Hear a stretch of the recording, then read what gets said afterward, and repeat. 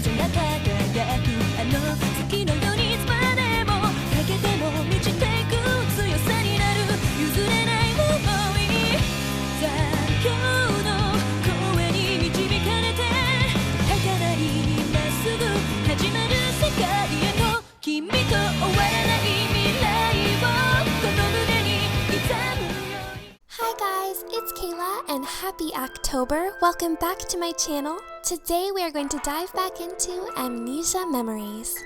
If you follow me on Twitter, you know I recently discovered that there are actually extra stories in Amnesia that I never played. I have played every character's route in completion. If you'd like to check that out, I'll put it in the iCard up above. It's actually my first game I ever played on this channel. So yeah, I think I sound a bit different in those videos. Kinda awkward, but I still had fun filming them. So yeah, I just thought we would go ahead and check these out. We're gonna go ahead and start with Shin's short story first. So yeah, let's get started.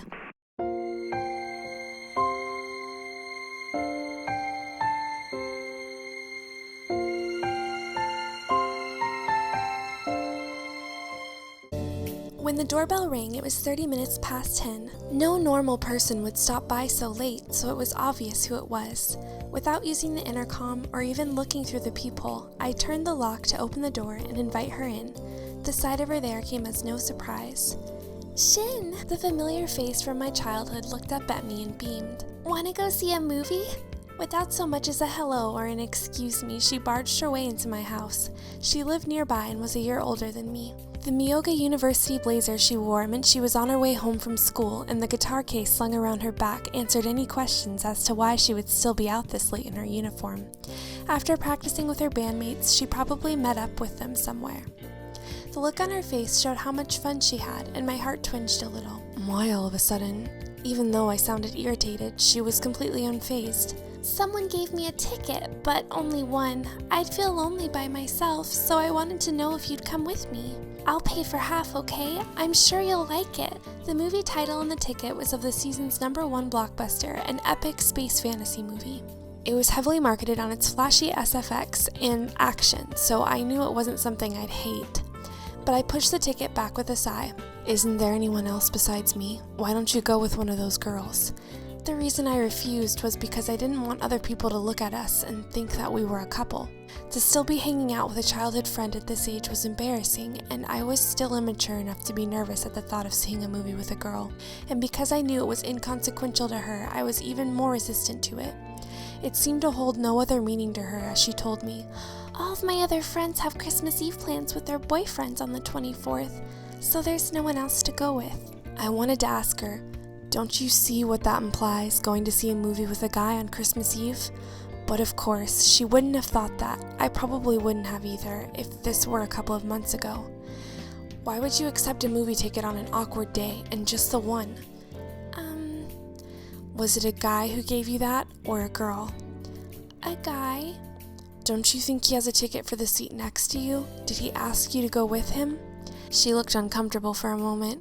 He didn't say anything like that to me. I guess maybe I thought he might have meant it in that way, but... When he gave me the ticket, I said, "Oh, this looks like a movie Shin would like," and just left it at that. Why? Well, isn't this date a little suspicious? It was very suspicious. The guy definitely had his intentions. If he meant it the way it sounded, it would have been awkward, so I just blurted out your name. Sorry. You shouldn't avoid the issue like that. Isn't it better to turn him down properly? I couldn't help but feel sympathy for the man who worked up the courage to ask her out. She scrunched her shoulders uneasily. Turn him down? I couldn't do that. I want to believe he didn't mean it that way. He's part of the band after all. I get it now, I thought to myself. My stomach dropped a bit. The image of her standing and singing in front of the band was so explosively powerful that it consumed my mind, even knowing all of her flaws from my childhood. If it was like that for me, it's not surprising that a guy who saw her singing every day would have those kinds of feelings for her. But she simply wasn't prepared to accept those feelings. And to protect his feelings and their friendship, she pretended as if the invitation wasn't real and asked me instead. I got it. I'll go. I took the ticket from her and checked the time and seat number. I'll call the theater to see if the seat next to you is open. Let me borrow this for a sec. Yeah, thank you. I felt a pang in my heart when I saw her smile in relief and buried it deep down, turning my eyes away from her. The fact that I was now starting to be aware of her as a woman was something even I was conscious of. I was even aware of my jealousy towards the person who bought the ticket. He was on his way to heartbreak, but even so, he was cherished enough to not want to be lost as her friend. He spent so much more time next to her than I have. The bigger difference was that he was thought of more as a man, where being with him on Christmas Eve was wrong. Yeah, that seat's fine. Days later, that seat suddenly became open again, and I was able to reserve it for myself. A part of me felt sorry for him, but another part of me thought of him as a rival. I checked the time around 6 p.m. Although she was probably in the middle of practice, I gave her a call. "I can't come to the phone right now, but..." I let out a sigh as the message played, then told her that I got the ticket. After I hung up, I wondered whether its original owner was right next to her now, listening to her sing. He might be looking at her with mixed feelings, checking himself with a stiff smile. I could never take his position. I pulled the strap of the bass guitar against the wall and plucked at the strings, turning my ear towards each deep pitch, but the sound that my untrained fingers spun out seemed hopelessly cloudy to me. The city was soaked in lights and the distant sound of choirs. In the alley at the back door of the cafe where she worked, she stood waiting for me. She wore a deep red dress the color of wine, and I wondered if it was a conscious decision based on the day. The bag on her arm, decorated with white roses, shone in the dim alley light. Above her chest sat a rose-shaped pendant, presumably matched to her bag. My already embarrassed tread slowed on half, and I looked over her clothes from top to bottom. What's with the outfit? Oh, is it weird? It wasn't weird. It was the perfect outfit for meeting a guy on Christmas Eve. Almost too perfect. It was unbearably cute. When I told my friends I was going to see a movie with you, they all told me to wear this and that. Most likely her friends were counting on the story of love blossoming between longtime childhood friends. They probably thought it amusing that a relationship could change dramatically as a result of this date. I told them that it was weird for me to dress up like this when it was just you, but... I wanted to ask what was so weird about it, that it was Christmas Eve, so dressing up wasn't something out of the ordinary. But I couldn't tell whether I wanted to say it because of feelings of love or because seeing an old friend like this was surprising. My feelings were uncertain even to me. Do I look kind of strange? No, you're fine. I hid my true feelings behind a short reply. My attitude towards her couldn't change now. Forget about that. Let's go to the theater. Right. I left the alleyway and she obediently followed. As we entered the main street, the once distant clamor was now spread before us. It was impossible to not feel annoyed at the bustle of the holiday. What annoyed me more was the sight of a man waiting for us in front of the theater. Guitar case slung over his shoulder, leaning against the theater wall. He spotted us and stood up straight as if startled. I didn't have to ask who it was. I knew. It was the guy who originally asked her out for tonight. Sorry, I just needed to come here. I was sorry too. She stood motionless next to me.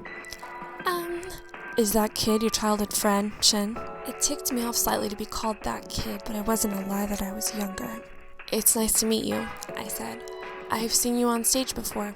Oh, you came to the concert? Thanks. I didn't come to see your concert. I came for my friend.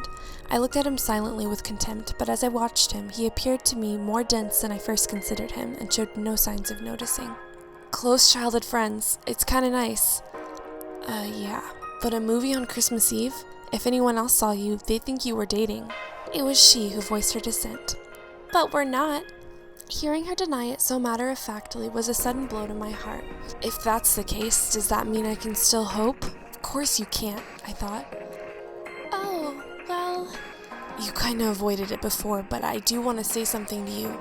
The truth is, I want to... Shin, we better get going or we'll be late. Hey, a bit obvious, don't you think? I muttered as we turned, but I don't think anyone heard me. Pulling my arm along with hers, she shook off the man running after her and headed towards the theater entrance. Wait, I'm not finished yet. Sorry, I'll see you at band practice. If you won't stop and listen, I'll just say it. I'm sorry, we're gonna be late. The thing is, I really like... I was the one to stop in my tracks now. She was walking at a hurried pace and stumbled from being pulled back so suddenly. Shin! I pretended I couldn't hear the reproach in her voice. She doesn't want to hear it, all right? The man trailing after us also stopped moving at my cold words. All she'll do is turn you down, so stop pushing it when you know it'll only upset her. It's disgraceful. Why, you... Also, she's mine. Figure that much out. This time he was silent. I was lying, of course, but it was the most effective way of dispensing of him here. See you. I took her hand from my arm and held onto it. Though it was sudden, she didn't complain or show any surprise. That the man had stopped following us was probably what she was happiest about. She looked up at me with an expression on her face that said, "Thank you." Damn it, I spat inwardly. This can't be. The man who had been turned down so unceremoniously was actually ahead of me in her eyes. He was considered a man. If he were the one with his tight grip on hers, she probably wouldn't be smiling at him like this. Even though I'd lied to him out of possessiveness, from the look of gratitude on her face, I saw no trace of doubt. In her eyes, I only saw trust. And I knew she didn't regard me as a man. Thank you so much, Shin. To think, though, us being a couple... My irritation grew at the way she said it so carefree. No matter how close we were, no matter that we were on a date on Christmas Eve, she felt safe because she thought I was safe. I was like family. If we were family, it would mean that as the years passed, we would grow distant. I wondered how long she was planning to keep things this way. Even if this guy wasn't her type, if someone who was were to show up, would she be happier with him? It was natural for us to always be together now, but one day we would go our separate ways. If this distance didn't change, nothing would. If I asked you seriously to go out with me, what would you do? Hearing this, she looked genuinely puzzled.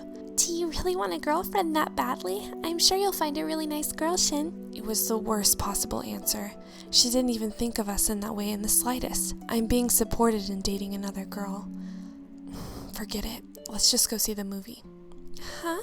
I tightened my grip on her hand. Trying to change the relationship we've built was probably not a good idea. I tried to bridge the gap between us. It could potentially ruin everything.